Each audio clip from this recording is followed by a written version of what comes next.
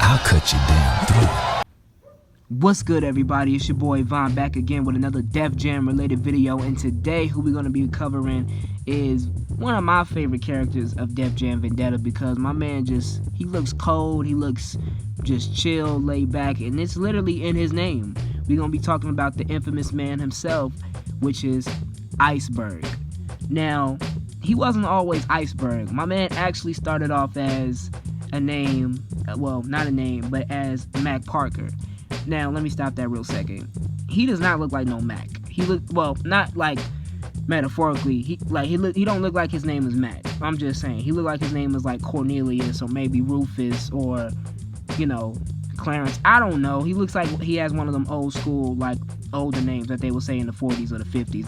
Don't come for me if y'all think if y'all like his name. As a gangster, his real name is Clarence. But Mac Parker basically grew up on the outskirts of Miami, Florida, and then eventually moved to the big city to make his big fortune. After a brief and unsuccessful stint as a bagman, he quickly found his calling into manipulating women into doing about whatever he wanted them to. But let me get back to when he was a bagman. Around this time as a bagman, he would actually go into a bar one night. A man started having an altercation with some other guy in the bar, and the guy would literally pull out a gun, and after firing shots into the air and after firing a lot of bullets at nobody, missing everybody and running out of bullets, the guy then runs out of the bar. But whole time, our homie Mac or whatever you want to call him, he was there literally at the bar just chilling, literally just chilling, like not even fazed by the bullets, like remaining still, calm, collected. And then that's how his homies started calling him Iceberg. And this would also come from him manipulating women into doing them whatever they did for him. But that's how he would literally get his name, is by getting that title, was just basically by him being calm and steady and cool, collected. Now, around this time, as beginning his career as Iceberg, when he's a pimp, and of course he would claim that he provides services, protection, and all that good stuff.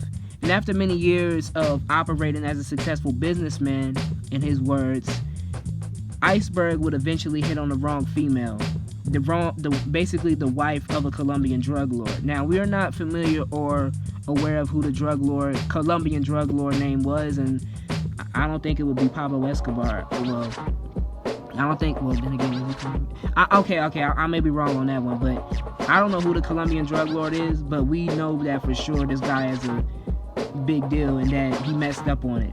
But after he heard there was a price on his head in Miami, he was forced into leaving to New York City, and he basically dedicated his time into making enough money to disappear for good by fighting in fighting circuits, which would be obviously D-Mob's illegal, ring of fighting circuits.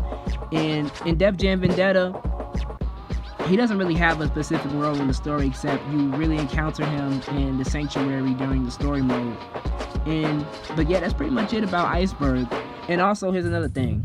Iceberg is not Ice-T, because everybody all over the years, we all thought, trust me, I thought myself that Iceberg was literally Ice-T, but just a new revamped version, or Ice-T was Iceberg, but it's because of the Ices, you know what I'm saying? They got the Ices in their names. Before Ice Spice, years before Ice Spice, they got the Ices in their names, so it's kind of like, oh, this is the same dude, same person, same dude, but it ain't.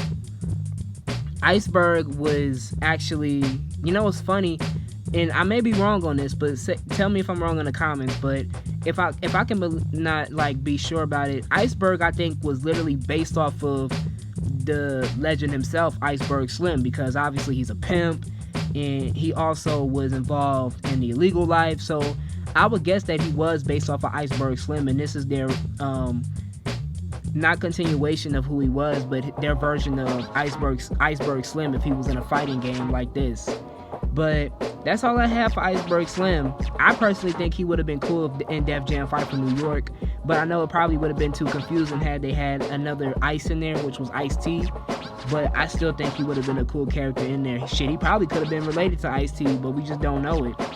But if you enjoyed that video and want to see more, make sure you hit the like button, subscribe, share, comment, all that good stuff. And until then, your boy Von out. Peace.